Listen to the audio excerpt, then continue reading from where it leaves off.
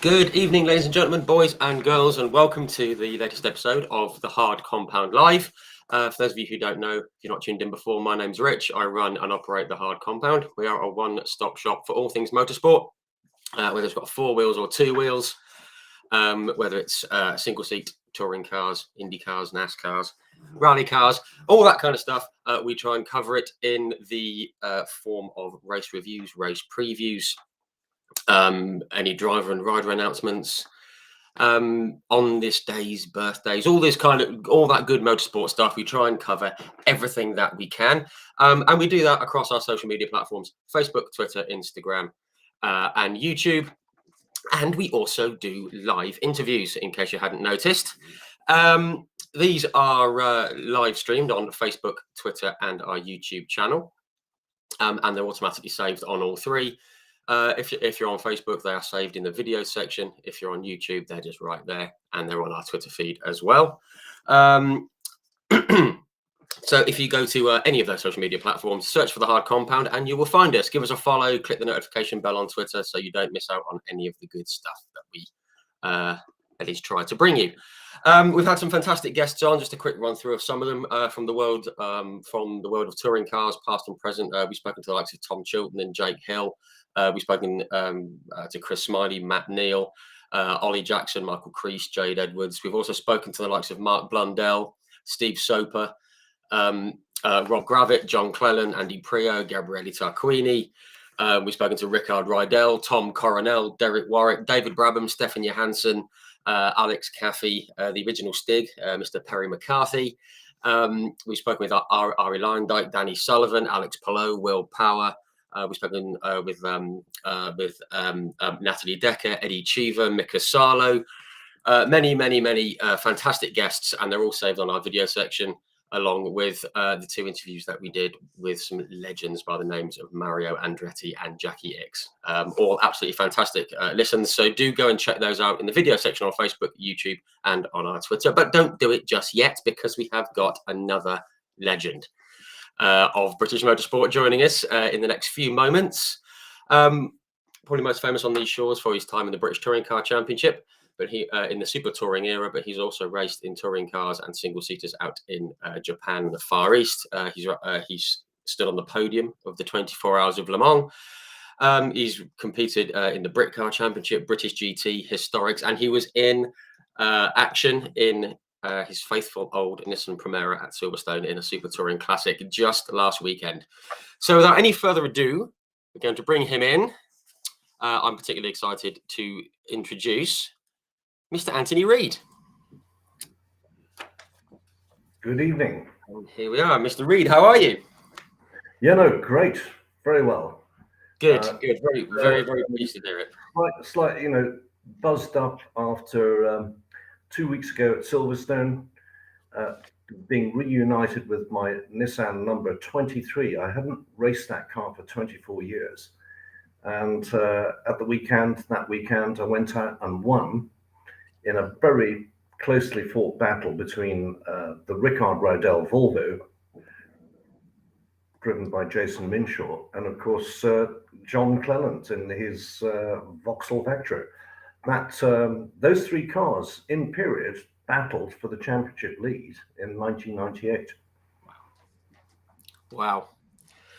It's fantastic, fantastic that they were able to be back on track again, with 2 of the 3 original drivers, and it brought back a lot of memories for a lot of us, I guess, not least for you. Yeah, I mean, for myself, it was like a sort of a flashback. Wow. And actually, it was for many of the people that came to the events or watched it online, because it was live streamed on YouTube. Yes. Even for my wife, because she came down on one of the days, and she said it was incredible, although it was 24 years ago, how all those memories came flooding back. Fantastic. And I've got to thank Richard Wheeler for creating the opportunity for me. He bought the David Leslie car and my car, and has put a team together. Actually, he's so excited about the whole thing that he's asked me to race the rest of the year in my car. Fantastic. So fantastic. Wow. I mean, and because he was obviously he's of the age where he was a fan at that time, and he's had the opportunity to buy the cars and get in contact with you guys and get them back out on track, which I know a lot of the people tuning in are very grateful for. I certainly am. He was a young man in period, and he used to queue up to get the autographs of John Clone, myself, David Leslie. And all these years later, he's in a position now to have bought the cars and put a team together. So John Danby Racing has employed this professional team to run the cars. And they've done a great job restoring the cars because they're incredibly high maintenance. Sure. They say that in period, the cost of building one of those cars was approximately £1 million per car. Wow. The budgets were huge. Wow. And when you look inside the engine bay, nothing is original. It's all one-off bespoke. You can't go down to Halfords and get a new wishbone or a shock absorber. It's all custom built, and all of that had to be basically stripped down and put back to get restored to its original condition. And the car, I can tell you, they've done a fantastic job because the car feels pretty much the same as it did in period. The only thing that is probably different is that we're running on a sort of control tire made by Dunlop. In period, we ran on factory Michelin tires, which had very confidential sort of technology involved. In fact, I don't think we were allowed to keep the tires. Literally, the tires were fitted for the weekend and then taken away at the end of the weekend by Michelin. So you couldn't have a fiddle around with them and see what they're... Yeah, and no chance of knocking one off the back of the truck and taking a hacksaw through it to see how it was made. I mean, the tires are really phenomenal in period. Wow, fantastic. Just want to turn my attention very quickly to the comment section. Hello, folks. Everyone's tuning in. Thank you very much. Just say a quick load. David Pattinson, Stephen Sherwood, Bert Taylor from of BTC Racing fame. Good to see you back racing again, Bert, very, very soon. Andy Hopley, Harry Adams, Mark Nichols, David Patterson, Diffan Evans, Scott Stringfellow. Goodness me, Mr. BTCC safety car. And I remember you driving in Formula 3, Scott, all those many years ago. So thank you for tuning in. And Indira Flack from the Great British Racing Drivers photographer. Thank you very much for tuning in, Indira. We like Indira. She's excellent at what she does. Very, very good. And also, who have we got? Oh, Kevin Whitewood from British Touring Car Chat on Facebook and Twitter, Instagram. Go give them a follow if you're a fan of touring cars. So thank you everyone for tuning in. If you have any questions, do pop them in the comments and we'll try and work them into what we're going to run through this evening. But if I may, and see if we can start, right at the very start.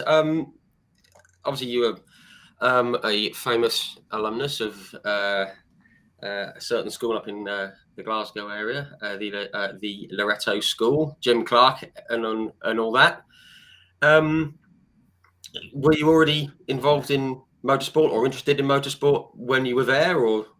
No, I didn't.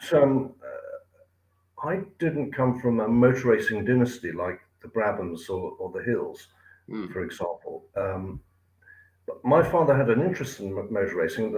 My sort of first memory was that he used to have Hillman Hunters during the early 60s. And then I think it was 66, Ford finished 1, 2, 3 at Le Mans.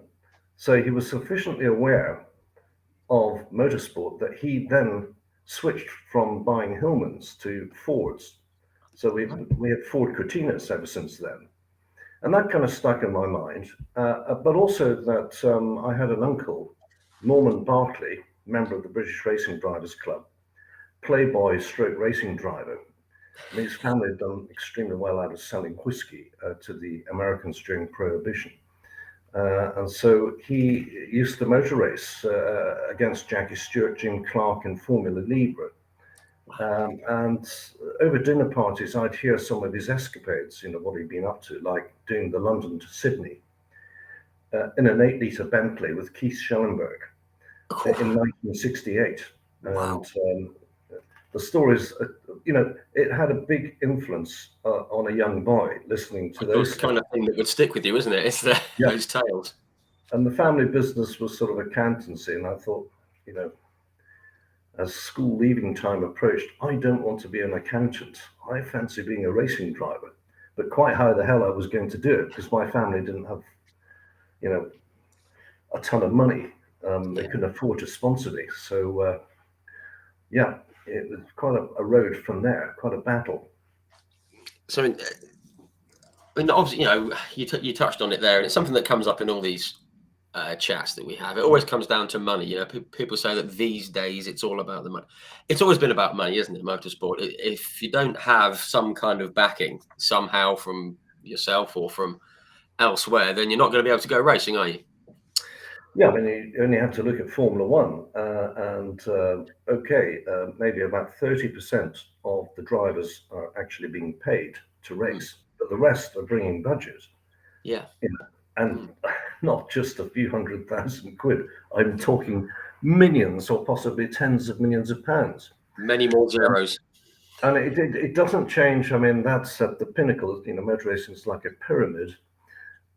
Formula One is at the very top. But if you want to make a career in motor racing at any level, it takes a lot of money, and it's not openly. It's not open to the man on the street necessarily. I've got to say, it was a little bit easier when I started racing. It seemed that if you worked hard and I was a mechanic, I could save enough money to actually go Formula Ford racing, which I did in 1976. I went through the Jim Russell Racing School. Yes. I earned enough money to pay for a 7-day course. Motor racing was a little more accessible and it wasn't so professional. So Formula Ford was the one thing that everyone sort of focused on doing. And you could literally just throw the car in the back of a trailer and tow it with a minivan to Brands Hatch and go racing. Wow. For not too much money. Not like now. I mean, you need big budgets, professional teams. There's so many different formula and categories you can choose from.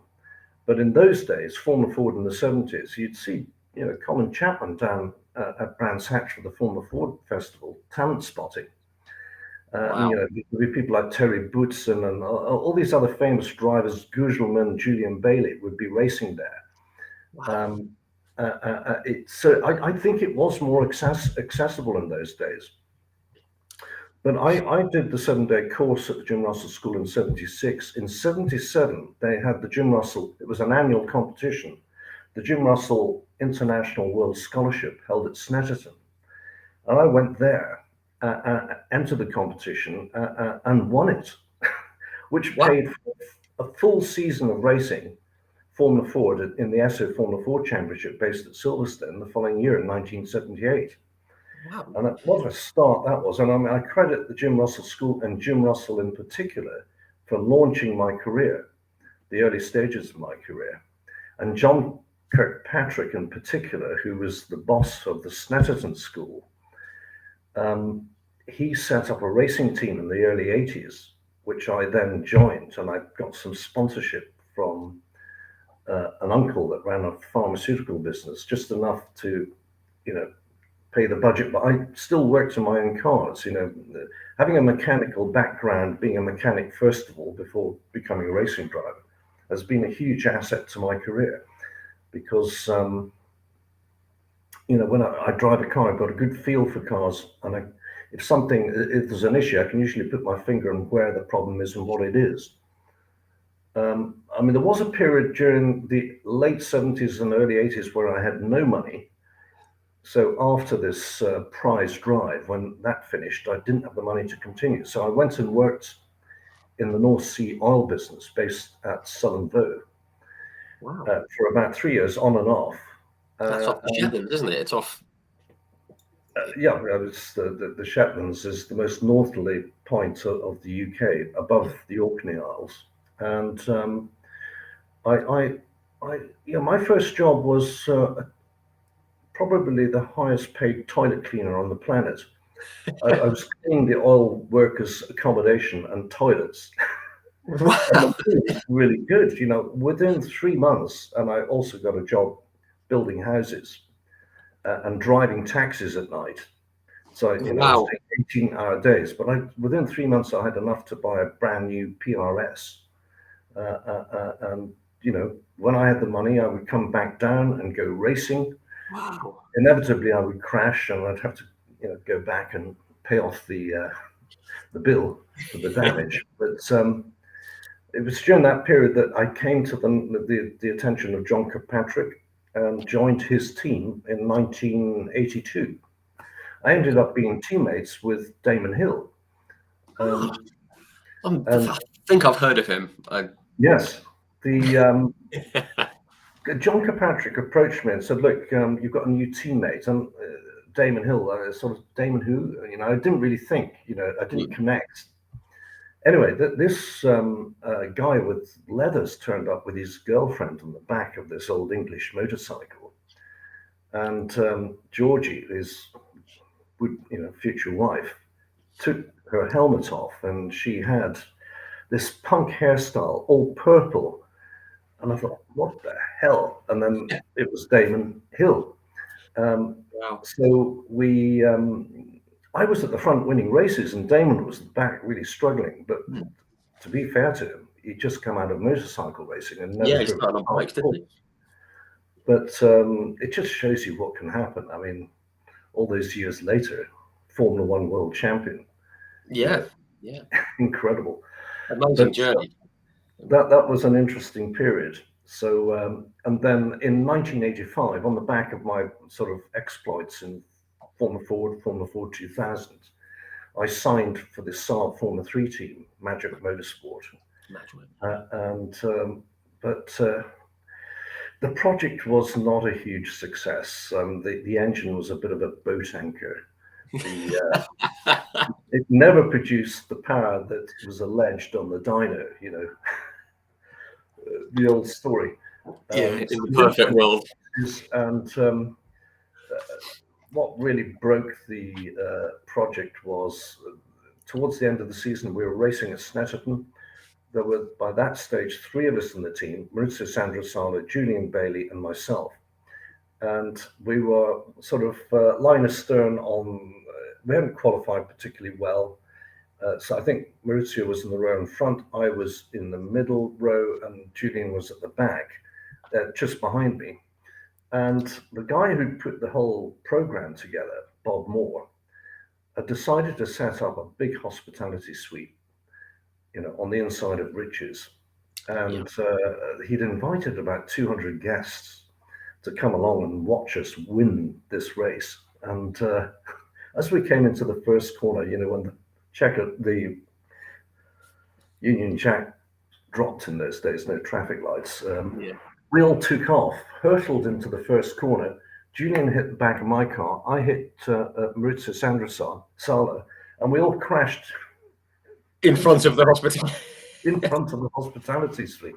Oh, no. But that was it. Wasn't never to race Formula 3 again. It wasn't quite the plan. Yeah.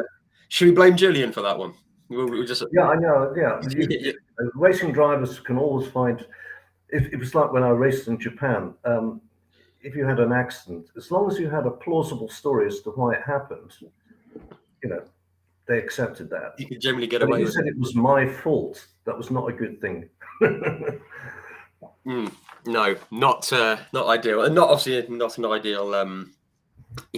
Not an ideal thing to have happen in front of the boss and all that.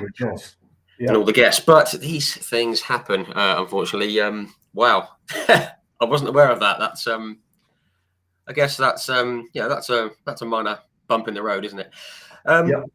So you mentioned that you didn't race in the Formula 3 again. Was it in the next couple of years you had a change of steam? It was a bit of a mixed bag because I'd sort of I'd lost direction and run out of money. But there was a whole group of us that used to work for Ian Taylor Racing Drivers School in those days. People like Tiff Needell, Ian Flux, the list goes on and on. Phil Camp, and we all actually. The instructors today don't get paid much more than what we got paid then. And all those years before, earlier, which allowed us to pay for our own racing, as I see, right. So I did a lot of different stuff: Formula 3, Formula 4 2000, Sports 2000, some touring car racing.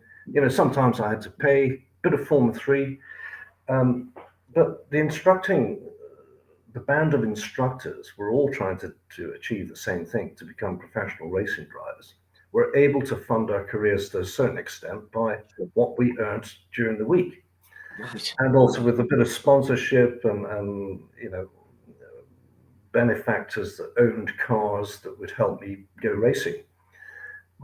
So I scratched around a bit, but then in 1989, I did pretty much a full season of Vauxhall Lotus, and my old team boss was here. He's been based in Kuala Lumpur, Malaysia, for the last 30 years, but he's had a really difficult time recently because of lockdown. I mean, when I talk about lockdown in Malaysia, total and utter lockdown for 2 years. Only Yeah. this week has it freed up sufficiently for him to leave the country. Because if he Wow. left the country during that period, he'd never get back in to see his family. Wow. It's that serious. Yeah. Anyway, Peter Thompson, PTM Motorsport, was here this weekend, and we were reminiscing about the incredible stories. But during that period, I won the British Grand Prix main support race in 1989, which was Vauxhall Lotus or Opel Lotus. Right. And they had the cream of the European and overseas drivers participate in that race. And I put it on pole and won it. Wow. It wasn't the Formula 3 race that had been shown the previous day, but Opel had paid sufficient money, presumably, to Bernie Ecclestone to make it the main support race just an hour or so before the Grand Prix started. Sure. Right. And a lot of people had noticed, and this is where, I mean, that race changed my life. I Because guess it put you in the shop window, I suppose, with it being on the Yeah. F1 support. And I got a phone call from a Swedish team boss called Bo Strandell. He said, "We're setting up a Group C team for the following year. Would you like to come to our driver audition at Monza?" I said, "Hell yes. When is it?" Jumped on the next flight, went down and won the audition and got a drive, albeit unpaid, but all expenses were covered, to race in the European rounds of the World Group C Championship. wow. And on the back of that, because by the time Le Mans approached, we weren't racing at Le Mans. I'd done sufficient Group C racing that the Alpha team, thanks to Tiffany Dell, who was driving for the team, phoned me up and said, "Are you available?" Because Derek Bell's gone off to the Yoast team. Yes, I see. My hand up, went straight over there, and we finished on the podium as a privateer. So Jaguar finished first and second, and we were third, and we beat all the factory Porsches, and Toyota and everyone else. Wow. And that changed my life because it was a Japanese team, and they said, "Great, you've done a fantastic job. Come over and race in Japan." And for 6 years, I raced full time in Japan. And I'd always wondered about that sort of link to, to going to, one of the biggest races in the world, the 24 Hours of Le Mans. I always wondered where that sort of link came from, and obviously it was on the back of, the Formula Lotus and everything through You can link it back to the Vauxhall Lotus, Opel Lotus win at the British Grand Prix in '89. Wow. The Swedish team asking me, to a driver audition down at Monza, and then doing a number of rounds with them just before Le Mans in 1990, and then Tiff called me up. Wow! And because we were racing. Yeah. And wow, I mean, talk about sliding doors. I mean, what are the chances of that happening? My God. But that whole thing, that period changed my life. It just, at Le Mans was the first time I'd ever been paid to drive a racing car, and I'm still being paid today. Wow.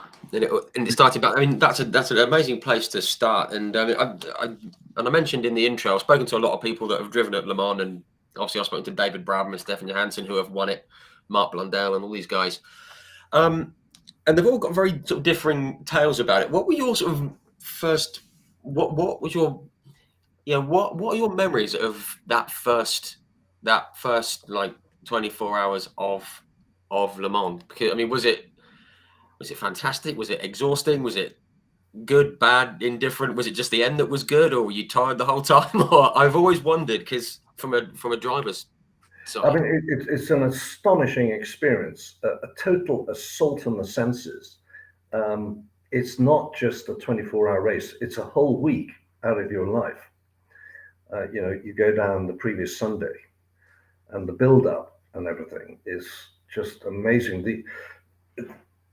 It's the speed of the event, the scale of the track, the width of it, the length. Everything is just extraordinary. It's on a massive scale. The number of spectators, 400,000 people. All the sort of vignettes that take place. It's not just the racing. It's like Glastonbury on wheels, basically. Oh, I love that. They've got rock concerts. They've got fun fairs. You've got to stay focused, and you're just part of the show. There's everything else that's going on. I mean, I had to do 10 laps of driver familiarization because I'd never been there before, but that was done during the process of qualifying. Within 2 or 3 laps, I came across what appeared to be an aircraft accident on the Mulsanne Strait. And so I had to slow up, and there was a debris field that was spread across 400 meters of track. And Jonathan Palmer had a suspension failure over 200 miles an hour. And I think it was the rear suspension. So the air got under the car, and the car literally took off, went into the forest, glanced off some trees, and was catapulted back onto the circuit. Goodness me. Unbelievable. And Did that kind of make you think, what am I doing?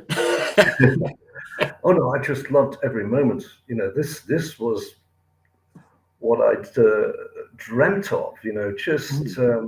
It was like being in a Hollywood movie, but for real. And it was the culmination of all the effort I'd made since 1976 to become a professional driver. 14 years. Yeah. I mean, this is my 47th year of consecutive motor racing. Wow. I just can't quite believe it.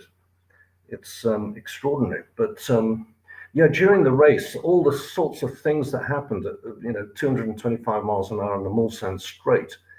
I was slipstreaming a Mazda, and the wing mirror fell off and hit the windscreen and shattered the screen, but out of my line of sight. But shards of glass went into my eyes. So that had to be dealt with. At the end of that stint, I was taken off to the medical center, and they rinsed my eyes out. And later that night, came across James Weaver, and his car literally caught fire. And I couldn't see where I was going. There was flames and smoke and everything. I just had to follow his car as it crept back to the pits. And later, there was a Lancia Group C car that disappeared into the forest and caused a fire in the forest at Indianapolis Corner. And all of that sort of stuff. It was just absolutely stunning, given that the fastest car I'd driven up until the previous year had been a Formula 3 car, maybe 145 miles an hour. That's quite a shift, isn't it? We were doing 225, despite the fact they introduced the chicanes on several points during the lap. Goodness me. And then to finish on the podium, first of all, the modern F1 pits are very high tech and up to date, but they're a bit sterile.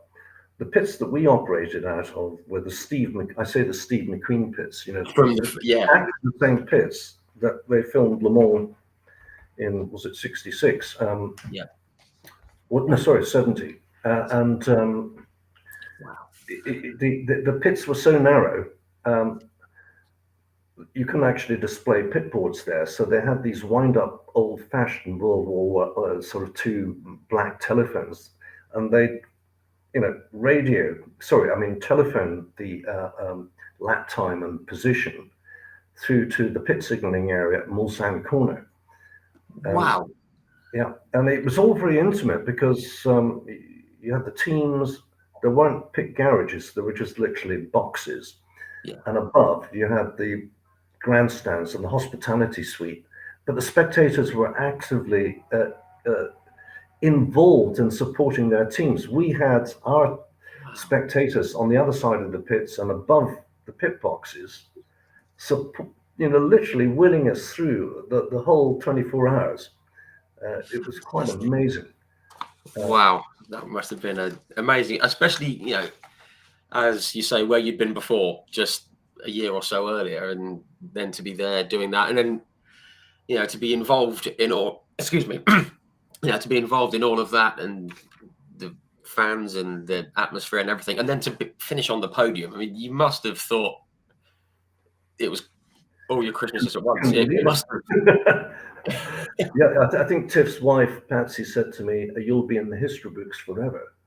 And it's true, because I mean, it's a logged, Yeah. you can't take that away. So and some of the great names were racing at that time, Hans Stuck, Bob Wallach, Derek Bell. Oh, yeah. And the list goes on and on. They were in that race. Wow. Fantastic. And to get, third as a privateer, top Porsche, beat Jost and Brun, and wow, fantastic. Wow, wonderful. I can just tell that you still love talking about it. You're still just like, yes. So thereafter, obviously, actually, I just want to bring something up here. There's a question here from Diffan Wynne Evans. He says, you were told that you'd obviously been like, you've been spotted, and obviously Tiff helped you out and get you into the seat and everything. Obviously, that very much helped, because I guess like sponsorship wasn't so much of an issue at the time. Was it difficult to get sponsorship back then? Was the question that Diffan was saying. Was it tough? Well, I mean, it's always been incredibly difficult to get sponsorship. It helps if your family's connected. There's always some reason behind a deal, sponsorship deal. I'm impressed by how Jason Plato does it. I mean, he genuinely gets new names and companies into British touring cars, but he runs a marketing business, and I think he manages to persuade some of his clients that they cannot afford not to sponsor him in British touring cars. Yes. That's how he does it. I'm hugely impressed by his ability to do that. Yeah. So there's always angles. I mean, the most obvious ones are sort of Lance Stroll, Aston Martin. Yes. His father races for the team. So there are no rules when it comes to sponsorship. Yeah, you get make it happen one way or another. Yes, I mean, I've got numerous stories about sponsors and getting people to support my program over the years. But you need, and unless you come from a member of the Lucky Sperm Club, and you've got to duck and dive and put those deals together. Yeah, I mean, I've been in a happy position, I guess, in the last 20 years of being a factory driver. That's the easiest way. If you it's very difficult to become a factory driver, but if I've driven for Opel, Nissan, Ford, Honda, and MG Rover, to name a few, in a professional capacity where the manufacturer pays you. Yeah, I mean, through one of my contacts, from having raced in Japan, Victor Rosso, I used to race wheel to wheel with in Formula 3 and Japanese touring cars. He returned to South America and set up the Honda Petrobras TC 2000 team, Right. which are very similar to the super touring cars. And I raced there over a 5-year period about 10 times for his team. But it was a factory team, and we got paid, and it was brilliant. And racing in South America is superb. The Yeah. Argentine, fantastic circuits. I met people like Freiling Gonzalez, raced against Juan Manuel Fangio the second, Yes. and other great names, and met, actually teamed up with Brazilian drivers like Caca Bueno and Christian Fittipaldi and all these others. And Wow. South America's got a rich culture of motorsport. And, Absolutely. Yeah. There's certainly a history there. Obviously, very much in the present. They've got. You've got well. Just got to look at Helio Castroneves. He's just won his fourth Indy 500. He's from amazing, yeah. From down that way, and I think Tony Kanaan is still going, stock cars and all that kind of. And many more. No, amazing. I remember we spoke with Steve Soper, and obviously he got in with BMW, and he said that was life changing when he became a BMW factory driver. Because he could go and race any BMW anywhere and get paid for it. Yeah, fantastic. So just to go back to the post first visit to Le Mans. Around that time, I've heard this and read this a number of times. Were you offered a F1 seat with Jordan at the time, depending on sponsorship and if you could? Yeah, loosely. I'd had a meeting in December 1990. Now, this is the letter. Oh, you've got the letter. Wow. And it's an offer from Jordan if I could find the necessary sponsorship to, the date of that letter, yeah. Oh, it's the 25th of October, 1990. Anyway, Eddie was setting up the F1 team, and he was looking for drivers, obviously drivers with money. And I had potentially a Japanese sponsor lined up to write the check. I think it was £2.5 million. Wow. But a few weeks before, potentially I could have signed that contract. I mean, goodness knows how many people got letters like that. You know what Eddie's like. But I had that letter. So the sponsor went bust, this Japanese sponsor. And well, of course, Gasho, I think was it Gasho got the Gasho, yeah. Yeah, and then Schumacher. Bertram was a naughty boy, wasn't he? He had a bit of a set too, and with taxi cabs in London, but we'll not go too much into that. Yeah, but basically in the middle of the following year, Schumacher got the drive at Spa, and the rest is history. Yeah. So we can always give you credit for Michael Schumacher's career. Yeah, I could try, but motor racing is so like that. I mean, that was the closest I got to F1. But then I realized afterwards I'd have to sort of focus my attentions elsewhere, and try and make a career in other forms of motorsport. F1, it's just incredible. I mean, there's 7 billion people living on this planet. In any given year, there are only 20 Formula One drivers. Wow, yeah. You crunch the maths on that. We've got far more chance of winning the national lottery, basically. Twice. Wow, yeah. When you put it that way, it makes you realize how, it's on the head of a pin, isn't it? It's yeah. Wow. So wow. But I spent the next 6 years racing in Japan. Yes. Sorts of different categories, Japanese Group A, Japanese Super Touring, the JTCC, Japanese GT, F3, Formula 3000. But we didn't know it then, but there were a lot of drivers who went on to do great things in motor racing. Frentzen, Herbert, Ratzenberger, and the list goes on. Irvine, Rydell, Frentzen. Just looking at the list here, I mean, Volker Weidler, Jacques Villeneuve, Tom Christensen. I beat those guys. I won the Japanese Formula 3 championship. Villeneuve was second. Christensen was third. Yes. And, Wow. That was 90. we didn't know that, but some of those drivers went on to become world champions. The Schumacher brothers, they raced in Japan. Michael Schumacher sort of one-off races, but I raced against Ralph in '96 in the Japanese GT Championship. He was in I think he was in a F1 F1 McLaren.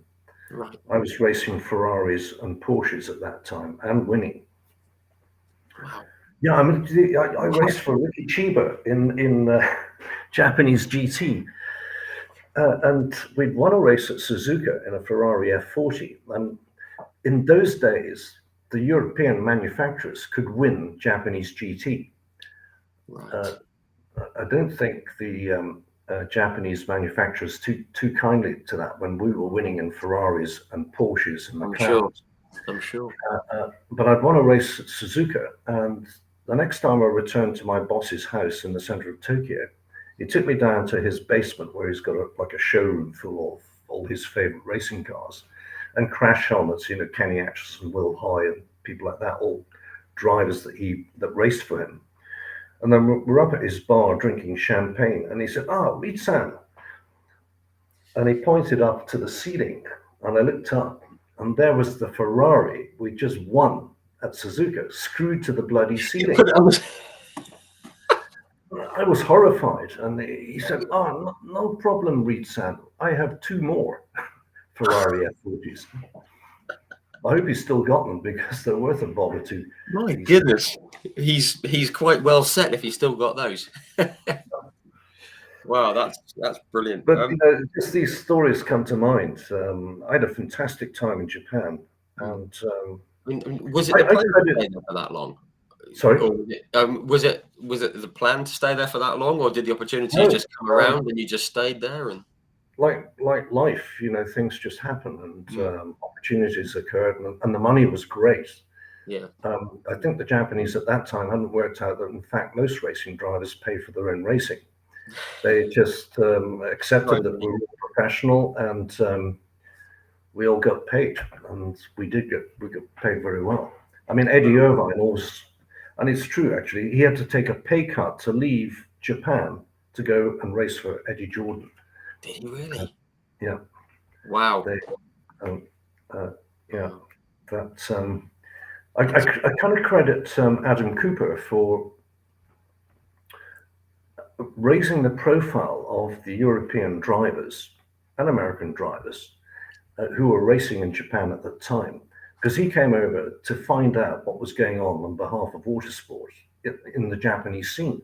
So he lived there for 2 years. But he was only on a sort of English wage in a very expensive country. So we used to help out Adam where we could. But he used to write great things about us in Autosport and put us back on the map, because hitherto Japan was a bit of a sort of backwater where, washed up racing was finished up. And I'm sure he's responsible for a number of those drivers returning to Europe. Eddie Irvine, Jacques Villeneuve, Tom Christensen, also myself. Yeah. I came back to Europe with Nissan. And, because that was, because I was, saying when you're out there, you're driving single seaters, you drove touring cars and GTs and all that kind of thing. Was there ever like a path in your mind? Did you think I want to go down the single seat route or the touring cars, or was it just a case of whatever would come up?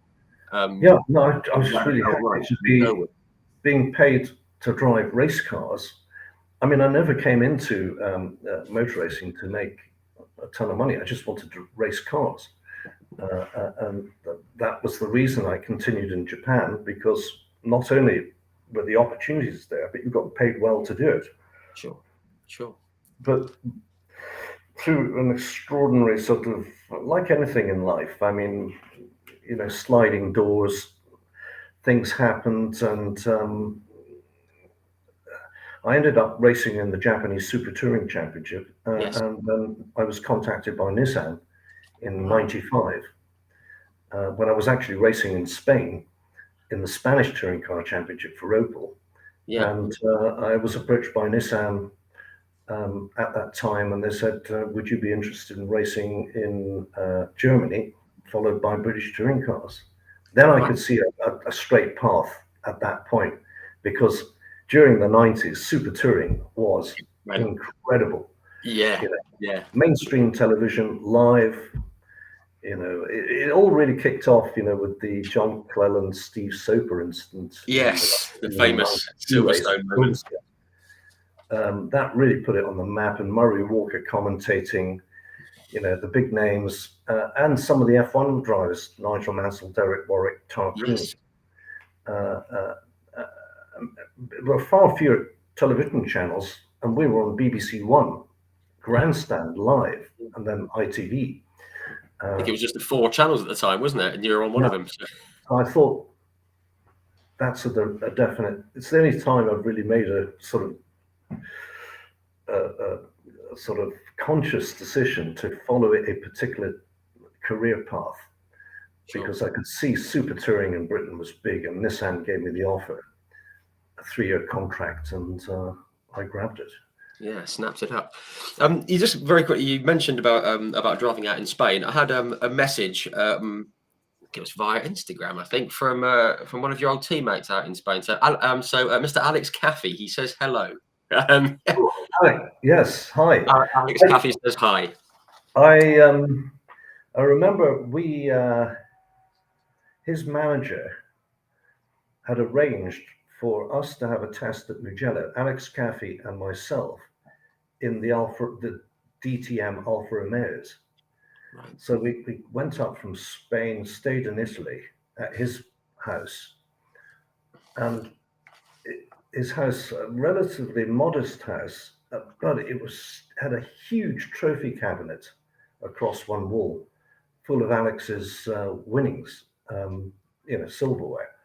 Yeah. And then we ended up in Italy, going to Mugello, and I think there was fantastic. There were 2 cars and like 25 drivers, all sorts of famous people. I think I ended up being 3rd quickest overall, incredibly close to being fastest, but not quite. I got a wheel on the grass on the map that might have made me quickest, but wow, fantastic. Yeah. Alex Caffey, wow.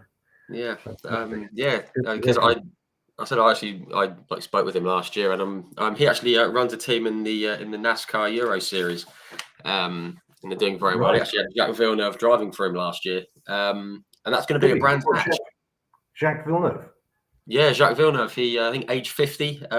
He was racing in the NASCAR Euro Series, and he won at, I think it was Vallelunga. He had 2 wins, and he was seeing him on the podium. It was like he was 18, first races that he'd ever won. It was great. So yeah, hopefully Jacques will be back with Alex next year, because I'm going to go and see them at Brands Hatch. I'm going to go and say hello. So, but yeah, when is that race at Brands?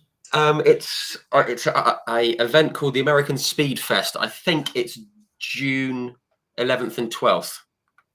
I think, from memory. I should know. I've got a ticket printed somewhere, but I think, Brands Hatch, 11th and 12th of June. So if you want to see some NASCAR and some monster trucks and all that kind of thing, that's what's going on. So that's where, So he says hello. Note here.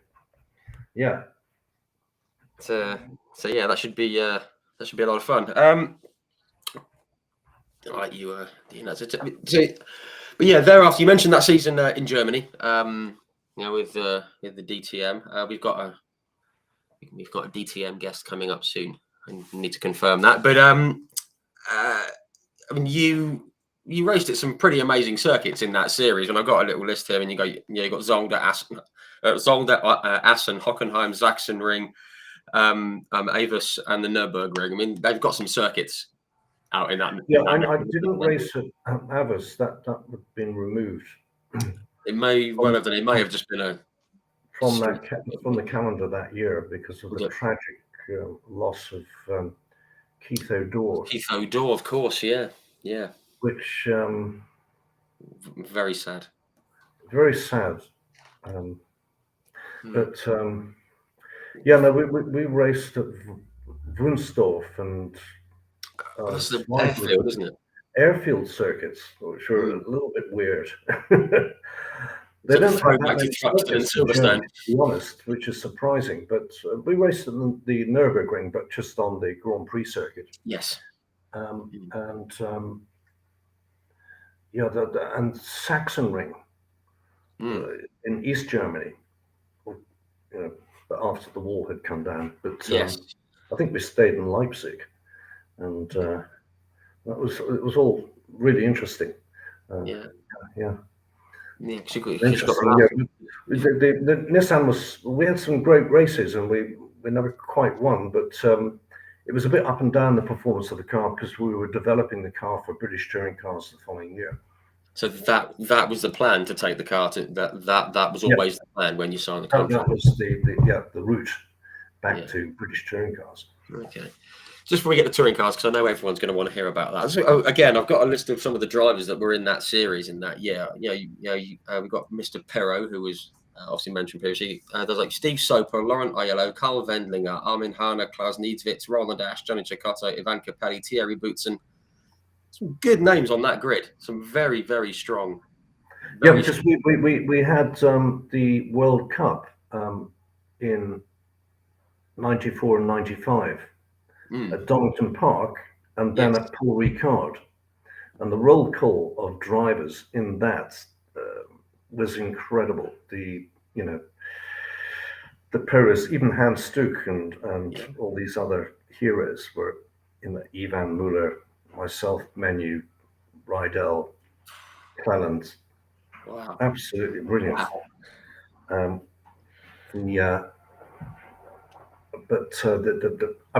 The British touring cars was the kind of pinnacle of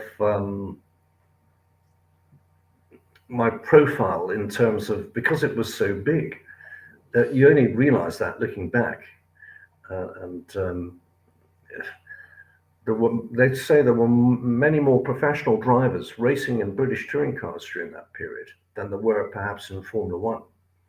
Because I can remember John Cleland saying the same thing when I spoke to him, and I think Tarquini, when I spoke with him as well, he said the same thing. And he said, when he left Formula One, he thought that was his opportunity gone to earn some really big money in Formula One or just in motorsport. And then he went to the British Touring Championship, and his wallet exploded. It was just saying the money in it was incredible.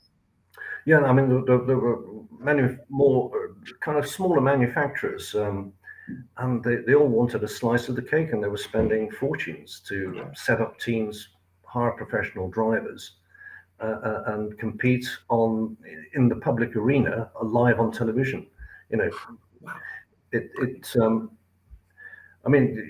changed fairly rapidly. Towards the end of 2000, manufacturers started to consolidate. Ford bought Volvo, Mazda, Renault and Nissan amalgamated. So then there wasn't the need for Nissan and Renault to compete, because they were the same company. Sure. And also the budgets just went through the roof in that short 10-year period. That's how quick things change. Almost needed saving for myself. The budget, I think, for Ford in the final year was 12 million quid. The engine was 150,000 quid, more expensive than an F1 engine, because they had to deconstruct the V6. The only original thing was the block, and everything else was completely hand built, custom built. And they ran the drive shafts through the V bank on the V6 to get the drive from the gearbox, because the engine was behind the transmission. Wow. All that sort of crazy stuff. Amazing setup. Stuff. So that first year in the touring cars, I've from the notes and everything. You said you were developing the car through this series in Germany to get to touring cars. Was it still a work in progress that first year in the touring car? Because it was a little bit. I was working and employed directly by Nissan Motorsport Europe, which was the arm of Nissan, brought together, based in Didcot, to basically develop, to look after the motor racing programs in Europe on behalf of Nissan.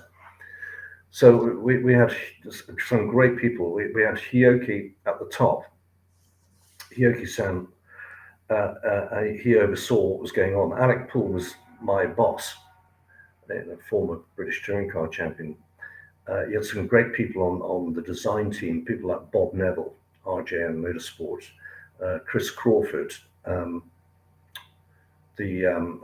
Richard DeVille, who had designed the Coppasuka and Period in F1.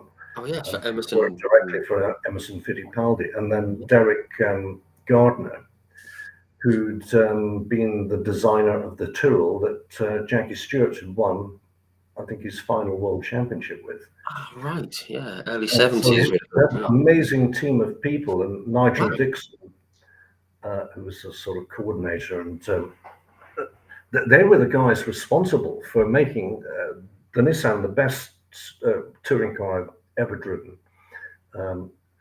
And Glenn Hall in South Africa, who I'd raced for a couple of years earlier in South Africa, he designed the rear suspension for the 99 car.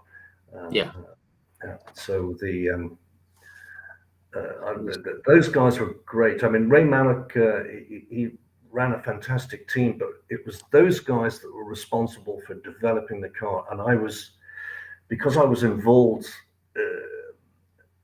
at the ground floor in that program, I was able to build in my DNA into the design of the car. Right. The car suited my driving style, which meant in the 98 season, I won more poles and won more races than any other driver in the championship. Yes. Yeah. I just missed out. I always look back. The race that really screwed it up for me was, and it was a classic Tom Walkinshaw trick, but I was on the front row at Thruxton with Rickard Rydell. He was on pole. We left the line together. I made a good start. I was just beginning to edge in front of him, but I was on the outside close to the grass because he was squeezing me too hard. And he did that old trick the racing driver did, a shimmy on the steering wheel. And of course, you think the guy's sliding or something, or but it's just subconscious. You lift, which allowed him to just get into the lead. Well, within 2 laps, I couldn't see where I was going. The Volvo team had overfilled the oil tank. The breather went to the rear bumper, and it sprayed my screen with oil. I couldn't see. It was like something out of a James Bond film. I mean, I couldn't see where I was going. Wow. So instead of finishing a certain second, I finished, I think, out of the points that day because I had to go to the pits and get the screen. Get it cleaned up and wow. And that's what cost me the championship. Well, there's always ifs and buts, but it was that moment. Yes. So I finished a close second, but at the end. Yes, it was only 3 or 4 points, wasn't it, behind Rickard that year? And I love the points. I think it was at the end. I mean, there's a elephant in the room here, and I know people are going to want me to ask you about it. I spoke with Rickard about it. He's quite embarrassed about it. The incident at Brands Hatch when he was going to have you. Yes. It's weird. Us race fans, we always seem to remember that kind of thing. We all remember the Cleland and the Soper thing, and but yeah, the amount of people that have sent me a message saying, "Oh, you've got to ask him about Brands Hatch in '98." What? I loved all that. I was surprised afterwards. I loved all of that. I mean, it really serves to show how much was at stake. The pressure from the manufacturers on the teams and the drivers to win. And, it was Volvo and Nissan going head to head. And I mean, that for me, that was the absolute zenith of super touring. That particular race weekend, the end of August, 1998, sellout crowd at the track. If you weren't in the circuit by 7 o'clock in the morning, you couldn't make it. In fact, what had happened was that I was slightly delayed leaving the hotel. At 7 o'clock, I got to the roundabout above the M25, and I couldn't move. The traffic jam was all the way down and up the hill to Brands. So I phoned one of my mechanics who I knew had a motorcycle. I said, "Come and pick me up." So I literally dumped the car at the side of the road on the roundabout. He turned up in his motorbike. I jumped on the back, put my crash helmet on. and we got to the circuit in double quick time. Wow. Anyway, we then had the warm up. But that weekend, I mean, the crowd was massive. Mm. It was live on television, as you can see from the YouTube clips. All the manufacturers, the professional drivers, Nigel Mansell was there. Yeah. Top Gear, Tiffany Dahl was working for Top Gear. I mean, he was one of the presenters for Top Gear at that time in the 90s. Top Gear entered a third works Nissan so that Tiff could do a feature on the success of Super Touring, because it was absolutely massive at that Enormous. time. Yeah. And I remember there was a fracas at the back of the pits between Tiff and Nigel Mansell. I think Nigel got Tiff by by his neck, Yeah. by the throat, because they'd never been the best of friends ever since Tiff felt that Nigel had nicked his drive, the British Leyland Formula 3 drive. Yes. Because the car apparently was dreadful, and Tiff said he basically handed the keys back for the company. Well, actually, you didn't get a chance to do that because Nigel signed up because he had nothing better to do and had no money. So Yeah. he signed up and took Tiff's seat. Right. And before Tiff even had a chance to hand back his TR7 company car, Nigel Mansell came straight round to his house and took the keys off and took the car off the drive. Whoa. And there's been all this sort of animosity ever since, and that was filmed, for the Top Gear program at the back of the pits. Wow. This sort of fracas between Nigel Mansell and Tiff, and all the other elements that went on over that weekend. And then I'd won the sprint race, and then it was the feature race, which ended up with Ricard throttling me in front of Steve Ryder live on television, threatening me, this, that, and the other. Because what had happened was that it was the smiling assassin had done his usual trick, Again, he'd been on pole for that race. I'd won the first race from pole, but the second race, the feature race, coming into Druids on the first lap, he was first, I was second, but he decided to basically back me into the pack by slowing the car up and braking at the apex. And I had nowhere to go, and I was swamped by the Clellans, the menus, and everyone else. And I think I was shuffled down to about 7th place. Right. So I was a little bit cheesed off, to put it mildly. So I got my head down, overtook a load of people coming into paddock and places. The car was flying. And Ray Malek's team had done a brilliant pit stop, the mandatory pit stop halfway through the race. Of course, yeah. And so within about 3 laps at the end of the race, I caught up Ricard. And we came into Druids, and I braked super late, and he seemed to slow the car unnecessarily at the apex. Right. And we just ever so slightly nudged each other, which gave him a slight shimmy, and I passed him on the inside coming out. And then what really was superb, Tiff, we were coming up to that Tiff, and Tiff kindly waved me through and then blocked Ricard. So Ricard was hopping mad by the time we got back to Parc Fermé. Yeah, because he gave you a nudge as well on the way round, didn't he? Clearways, I think he gave you a tap. What did you think when he came for you? That was my 8th win of the season, and but there was a protests and stuff, and they decided to allow Ricard to win, and they gave me second. But I mean, the press conference had, all the paparazzi were there because Nigel Mansell, although he'd crashed or something, they wheeled him into the press conference. So we're all sat up there on the podium thing, or the dais, or whatever it is. And you could see all the F1 journalists, Alan Henry, Nigel Roebuck, the Paps, from the Sun newspaper and all that sort of stuff, banks of them. I always wish that people took photographs of the obverse. So from behind the drivers, looking at the rows of photographers in a situation like that. I don't think anyone got that, but wow. Actually, I learned at Silverstone 2 weeks ago. Richard Wheeler's very professional, and he's got this social media crew. And I got them to take the same shot because when I won the race, there were loads of photographers and members of the public taking photographs. And I said, no, Tara, come behind me and take the shot over my head with all the people taking photographs of us. Oh, that's brilliant. Yeah. So you It's got the always a shot. really interesting shot in motor racing. So you got the shot, what, 24 years later? You got. Yeah. Wow, that's terrific. It was just such a fabulous period. Yeah. It's actually my favorite year in certainly touring car racing. Really? That 98 season was awesome. Yeah. Yeah. I mean, just from the outside looking in, I think a lot of people will agree. I mean, it was fantastic to watch from being outside the ropes. The fans, I remember absolutely loving it. Just sort of moving quickly forward, you moved to Ford Mondeo thereafter, the Ford outfit alongside Alan Menu and everything. I've actually got a model of the car up on my little shelf over there.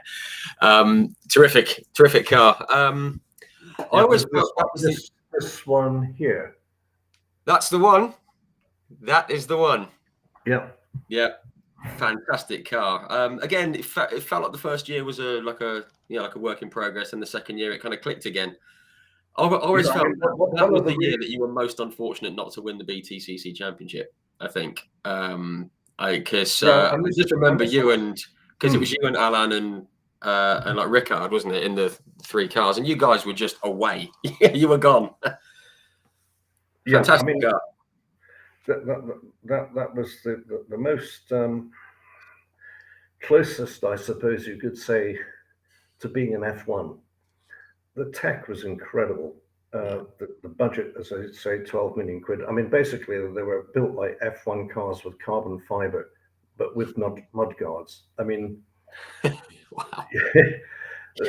330 horsepower, massive downforce. And it was a big team of, I've got the photograph upstairs, but there must be about 60 people on the team.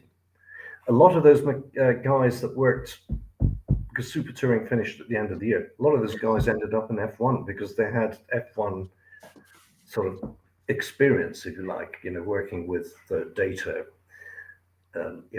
wow. wind tunnels, all the stuff that they did was very relevant to and applicable to F1. That's why a lot of those guys ended up in F1, and, yeah, and whether engineers,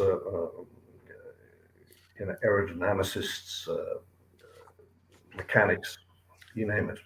Yeah, it was the whole package, isn't it? It was just an incredible time for touring cars. I mean, I'm a bit slightly older, but I grew up watching guys like Andy Rouse and Rob Gravitt in the late 80s, like Jerry Murray and Lawrence Bristow and I think Mike O'Brien, Holden Commodore and all that. That was when I got into it. And then suddenly Super Touring came along and it was like, what's happened? And it just went absolutely incredible, didn't it? It was an absolutely amazing time. I think I remember I bumped into Will Hoy, God bless him, at Silverstone. And he'd raced in other cars previously, and I overheard him saying to someone, he goes, "These cars are ridiculous." I think he just said they're absolutely ridiculous, but they're brilliant to drive. Fantastic, absolutely fantastic period. Moving on with very quickly, West Surrey Racing. You had 3 years with Dick Bennett, who was joined us last year for a chat as well, which was absolutely amazing. He comes across as a really lovely bloke. I mean, when I spoke with him on one of these chats, Dick Bennett, Dick was just really lovely and happy to talk about anything and very, very relaxed. I get the feeling, though, he's not quite as relaxed when it comes to winning and going racing. What was it like working with Dick? Yeah, a highly professional team. I've worked with some fantastic teams over the years. Ray Mallock, ProDrive. WSR is up there with the best of them. Yeah. He's a very affable fellow, but I will say that at a race meeting, things can get very intense in the debriefings in the back of the truck. If things aren't going quite our way, he's very searching with his questions and everything.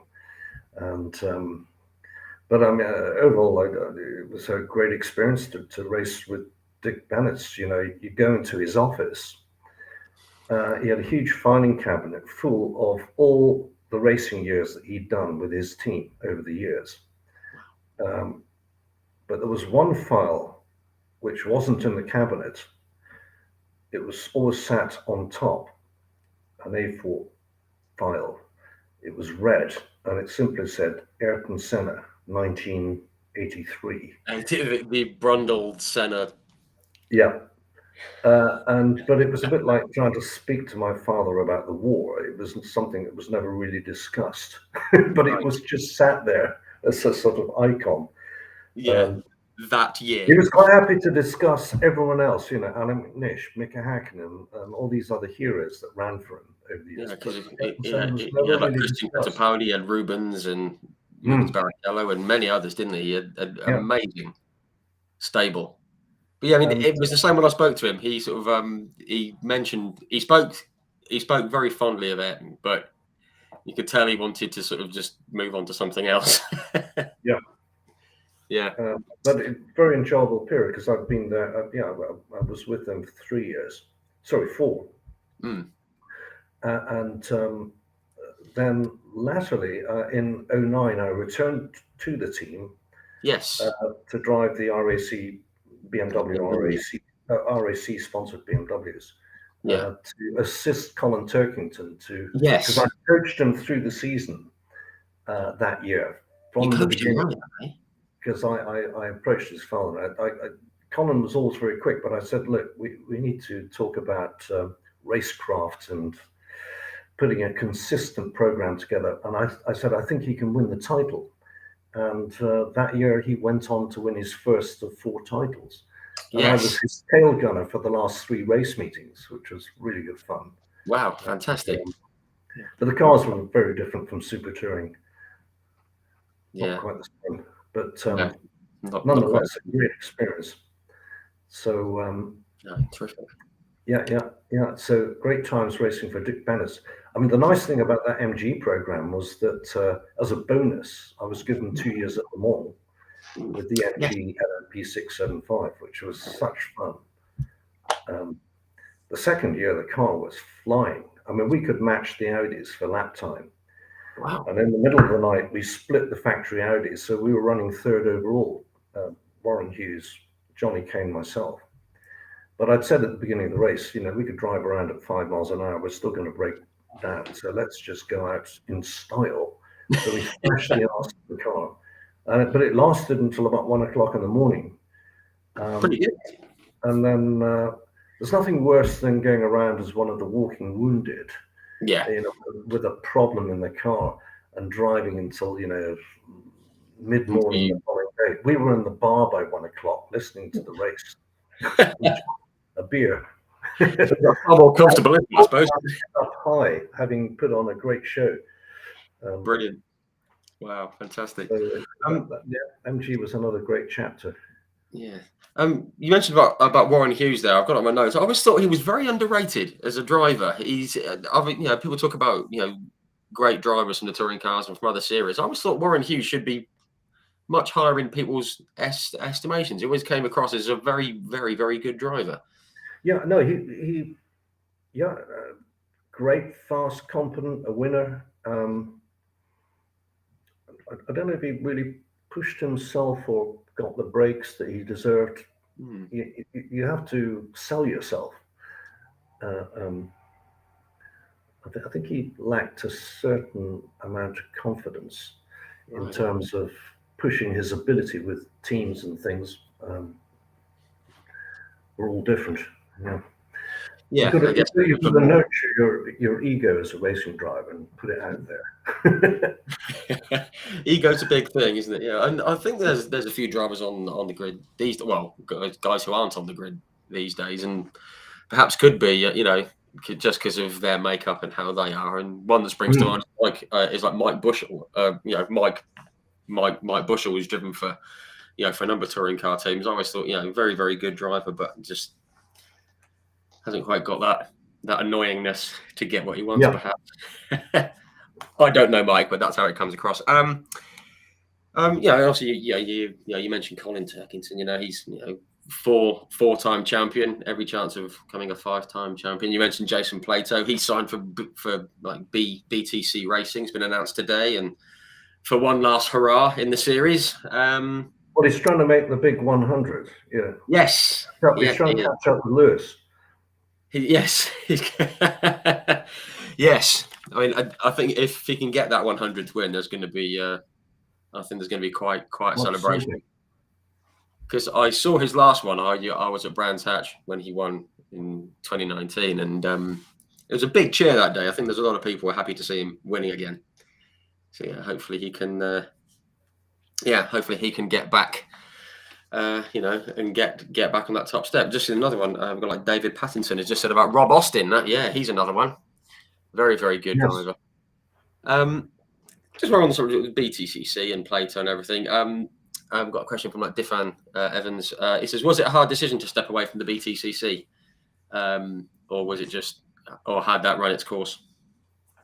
It sort of kind of run its course. Everything evolves. Nothing stays the same.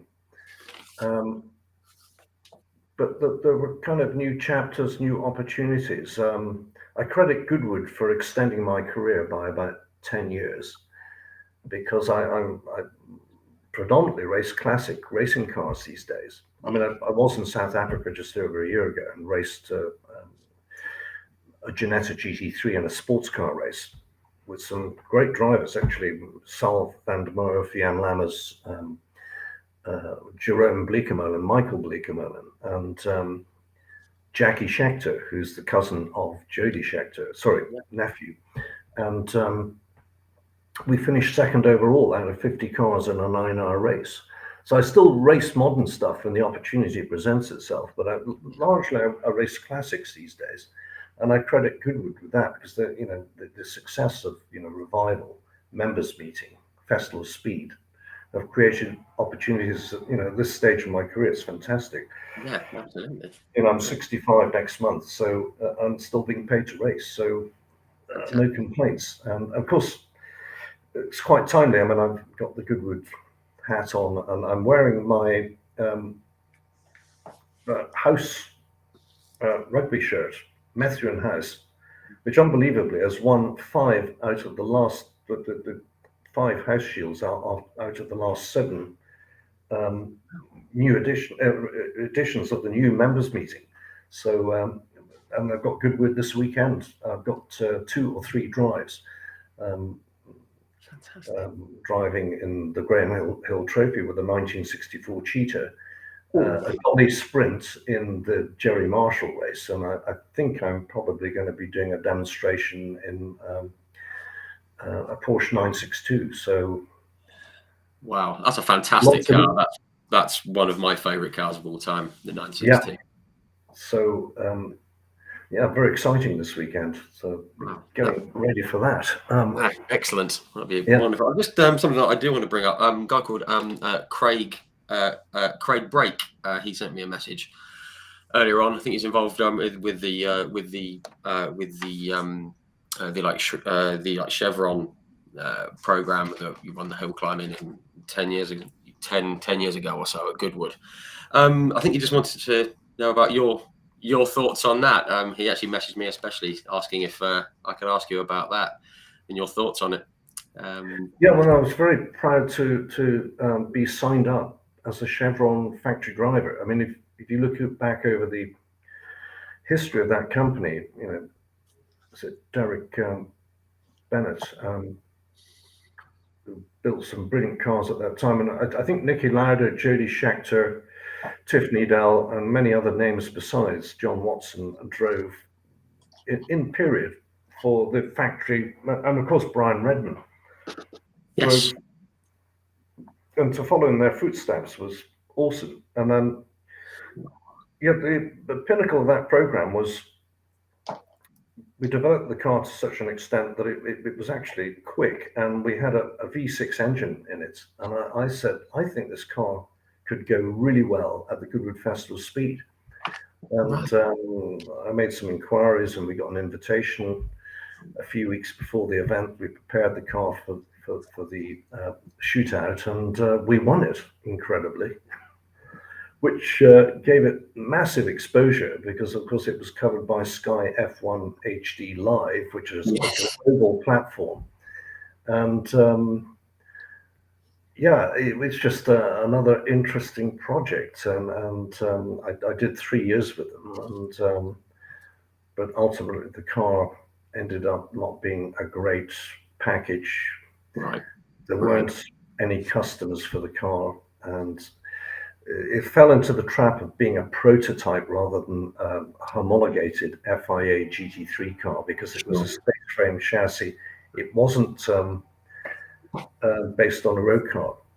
Right. Of course, the FIA require you to have a run of production cars, and then you build a racing car out of that because Chevron didn't have that. That was its kind of downfall. I see. Right. Which is, well, that takes us back to the Alfa Romeos in touring cars in '94, but we're not going to go with that. The whole story. Just got to say, Craig has actually just commented. He said they've recently acquired.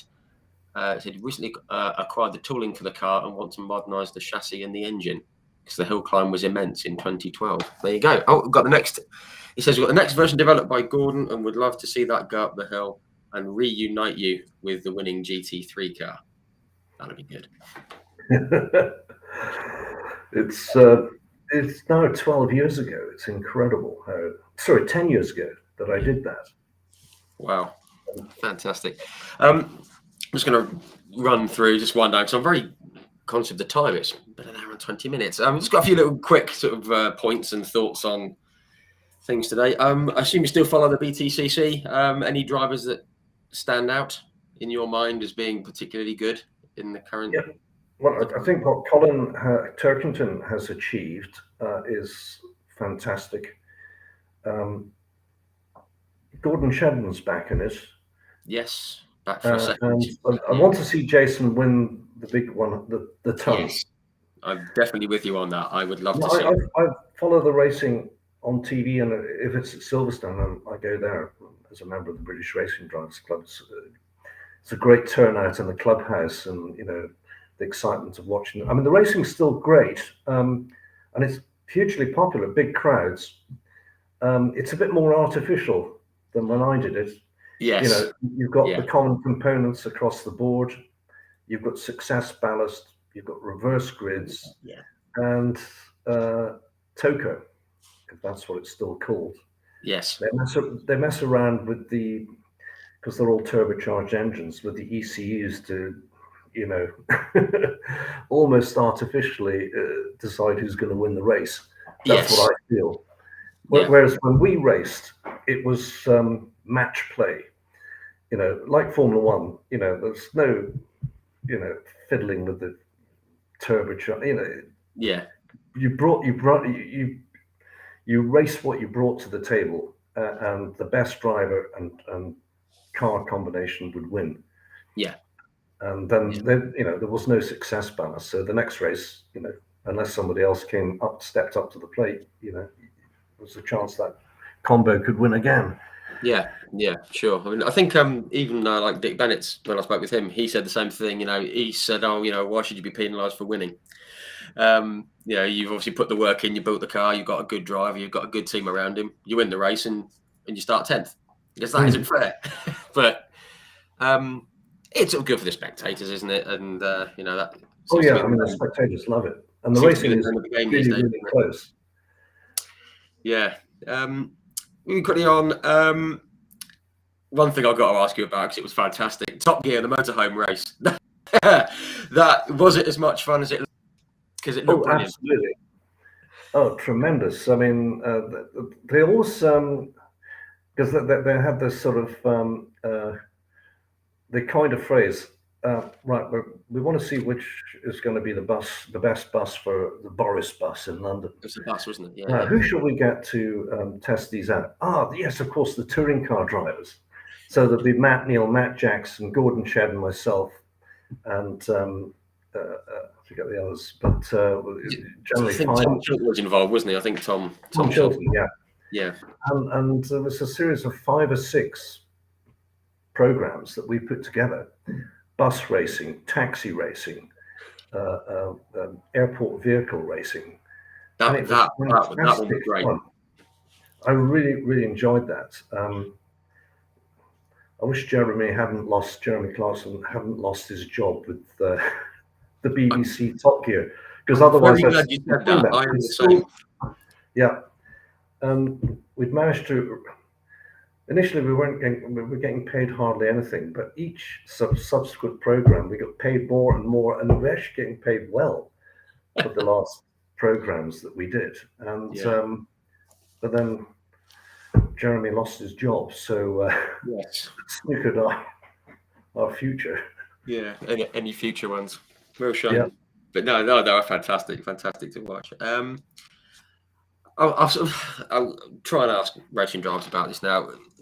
Just a quick detour into F1 with what happened at Abu Dhabi. Obviously, we're slightly biased, perhaps, as Brits and our man didn't win. But just wondering what your thoughts were on that, because I think that regardless of the result, that's not how you win. That's not how races are decided. And I'd have felt the same if Lewis would have won, to be honest.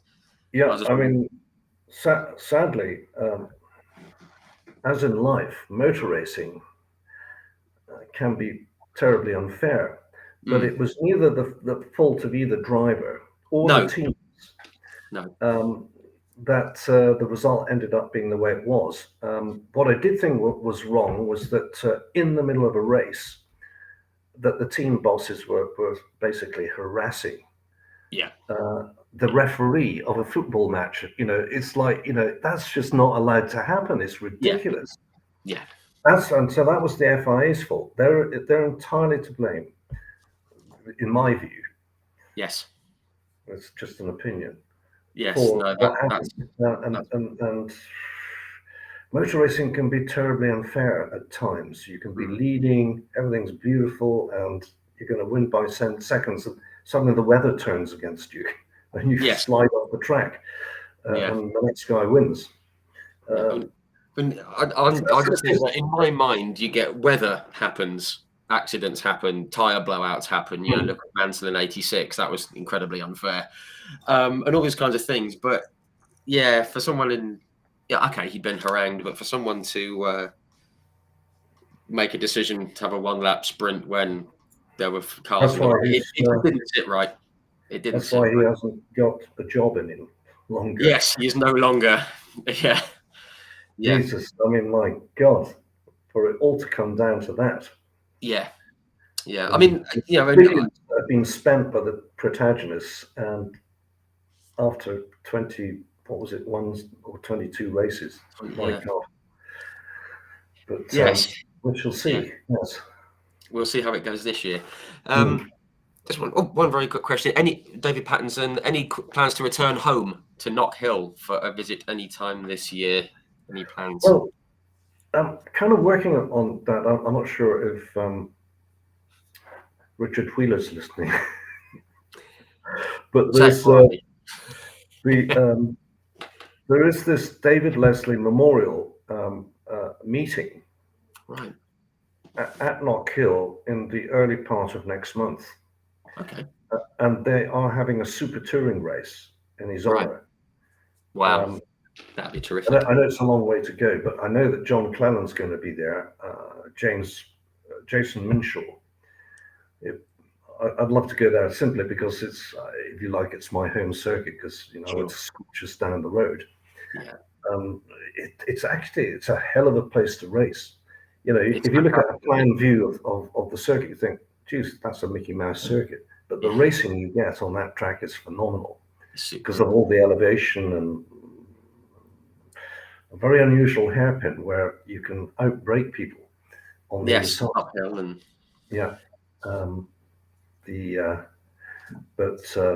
so there is a distant. It's a long way to go for the team, but a distant possibility. I'm sure that Richard Wheeler will have had a telephone call from Stuart Gray, who's the circuit manager, to try and twist his arm. So we'll see. But fingers crossed. Yeah. So I've always loved racing there, and I've had a lot of success at Knock Hill in touring cars. Yeah. No, it's superb. Yeah, it's a superb circuit. Very, very underrated, I think. some very Richard Wheeler. Goodness me, he's in. He's commented. Hello, Richard. Oh, his ears were burning. Good evening, Richard. It says we've been offered to take the cars there, but it's very close to the second classic touring car round, so we need to look at how much time we have to get the cars ready if issues. So there we go. Ask for some start money, Richard. Let's see if he comments. Well, look. Just very quickly, just to wind up. I mean, there's a few other little comments there. Scott Stringfellow said, "Is there enough time to mention some instructing stories?" We're running a bit out of time. Maybe part 2 one day we can go down that route. Very quickly, favorite touring car you've driven and favorite overall car you've driven. I think someone asked that earlier on. Yeah, the Nissan Primera, the '98 car. In '99, I moved to Ford, so I never drove the '99 car in period, but I have driven it quite recently at Goodwood, and that is just an awesome car. The balance is fantastic, and it's very easy to tune if you've got understeer or oversteer. So that's the best touring car. The best race car I've ever driven is the MG LMP 675. Lola have always made fantastic race cars, and I raced them in Japan at F3000. But that car was just phenomenal. You know, the speed, the balance, the amount of grip in the high-speed corners. I think it was one of the first chassis to be obviously built out of carbon fiber, but it was built not in two halves and bonded together. It was built as one piece. It was one mold. Which meant they had to have a particularly small fellow that was brilliant at laying up carbon, who could get inside the cockpit and work in a very confined space to lay out the carbon in the way it should be. But it made it an incredibly strong chassis. And that car was phenomenal.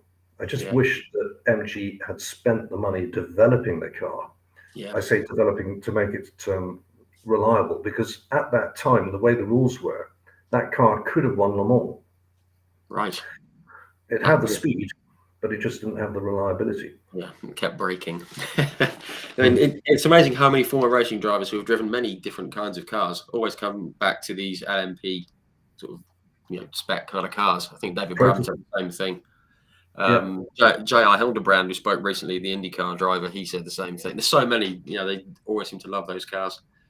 I think even Steve Soper said the same thing. Just these ridiculous sports cars. Yeah, fantastic. Is there a car that you'd love to drive? If there was any one car you think, oh, I'd love to have a thrash in that. I'd love to have driven the Le Mans prototype hybrid, like the Audi or Toyota. I'll never get a chance now. And of course, everything's changing to hypercars and what have you. Yeah. Yeah, I mean, that Porsche that broke the Formula One lap record at Spa. Yeah. I know they did a few adjustments to it, but what a quick car that was. Yeah. That is.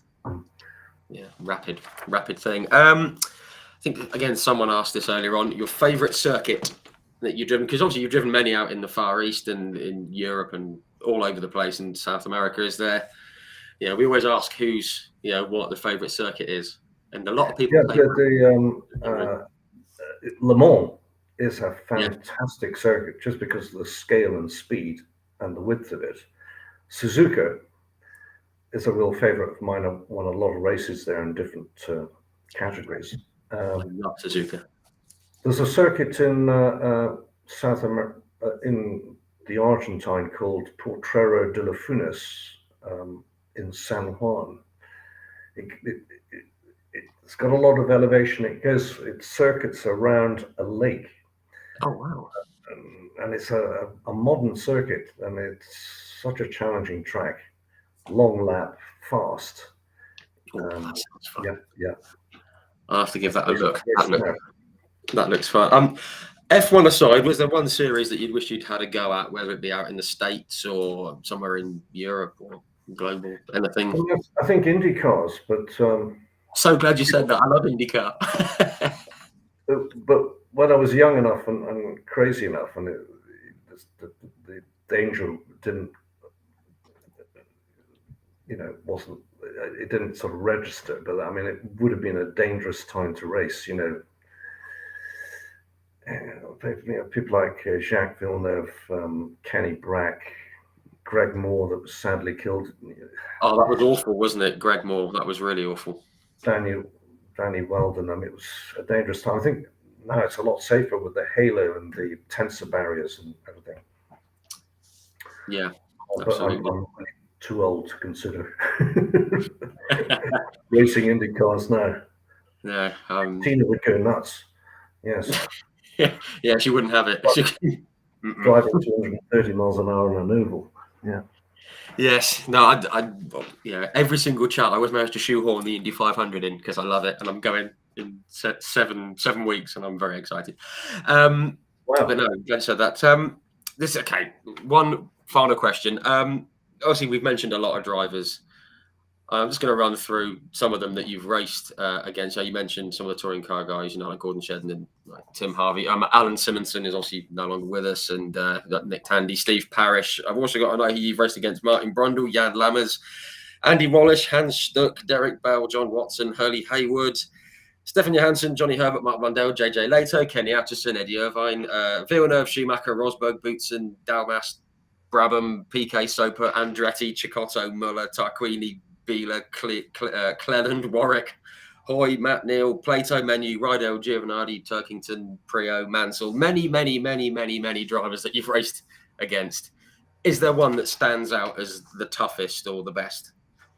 It very much depends on which category, but I mean, I teamed with Jürgen Barth, the Porsche. He won Le Mans for Porsche, but he was deeply involved with Porsche, and Anders Zulus and AL, and the list goes on and on. I've actually been teammates with these guys, and Derek Bell, of course. Yeah, we drove the same car together in Japan. Jeff Lees. Yes. So it depends very much in what category you're talking about. So you have different protagonists in different categories. Formula 3 was an intense battle between Jacques Villeneuve, myself, Tom Christensen, Rickard Rydell. In touring cars, it's got to be Alan Menu. Sure, yeah. Because he's a driver, the sort of benchmark. Sports cars, I mean, my God, Bob Wallach and all these people, the list just goes on and on. Yeah. So it's difficult to put your finger on an outstanding driver. You could put your finger on an outstanding driver in a particular category, like touring cars, Formula 3. Sports cars.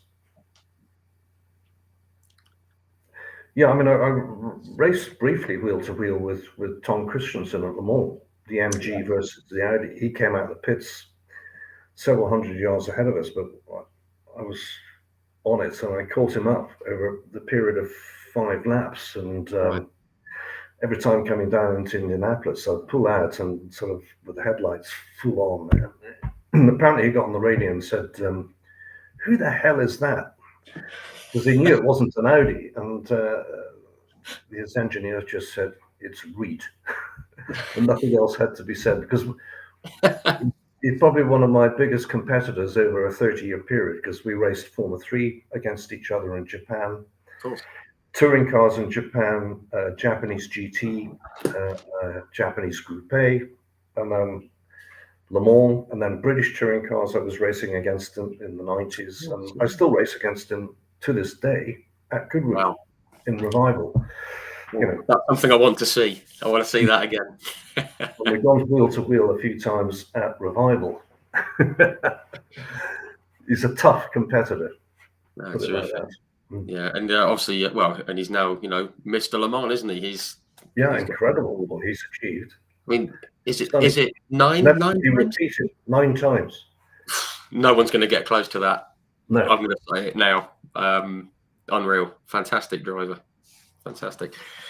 Right, I think that's probably a good time to wind it down. I think. Thank you to everyone who's put some comments and questions in. Sorry we couldn't get to them all. Obviously, quite a career to cover. But Anthony, it's been absolutely superb talking to you. Thank you so much for coming on and sparing your Wednesday evening or most of it to come and have a chat. It's been Well, no, it's great. I mean, really it's enjoyable.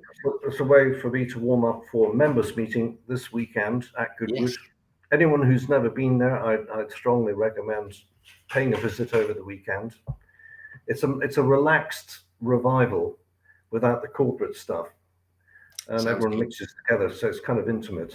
And the racers absolutely love it. So yeah, Fantastic. Sounds superb. I mean, have a terrific weekend. It sounds like you're going to drive some great cars and experience some great things. So have a fantastic time. And yeah, thank you very, very much again. It's been a real pleasure speaking with you. thanks, Richard. No problem. And good night, everyone. Thanks a lot.